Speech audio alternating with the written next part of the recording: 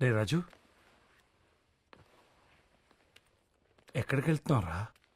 I'm sorry dad, నేను మీరు ఇచ్చిన సిలబస్ కంప్లీట్ చేయలేకపోయాను. ఈసారి మాత్రం ఫెయిల్ అయిపోయాను. రే ఏంట్రా అలా మాట్లాడతావు? ఎందుకు అలా ఫీల్ అవుతున్నావు?